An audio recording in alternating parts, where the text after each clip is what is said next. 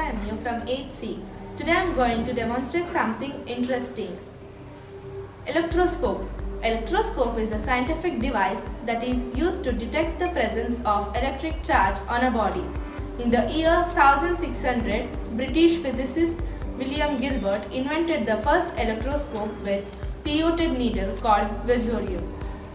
So, this is a model of electroscope. Here I have used a empty jam bottle, copper wire and a pair of aluminium foil. Now I am going to explain the working principle of electroscope. When an uncharged body is brought near the electroscope, the aluminium foil hangs loosely downwards. When the charged body brought near to the electroscope, the copper wire attracts the charge and transfers it to the aluminium foil. The aluminium foil has got the same kind of charge and they both ripples and move upwards. We can conclude that the object which we have brought near to the electroscope was charged. Now let's see how our electroscope works. Now I am having a balloon in my hand. I am keeping near to the electroscope. The aluminium foil are not working, so I am charging the balloon with my hairs. You can observe that the copper wire attracts the charge and transfers it to the aluminium foil so that the aluminium foil ripples and move upwards. When we take out the balloon, the aluminium foil are in the same position. To discharge it, we should touch the wire with our hands. So you can say that the balloon is charged. Now let's continue the activity with other materials. Now I am having the CPVC pipe in my hand.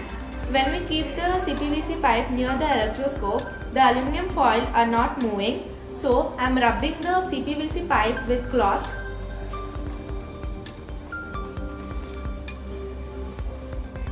You can observe that the CPVC pipe is charged now. Let us try the activity with some other material. Now I am using the plastic scale. When we bring the scale near the electroscope, the aluminium foil is not working. So I am rubbing the scale with the cloth. You can observe that the scale is charged now.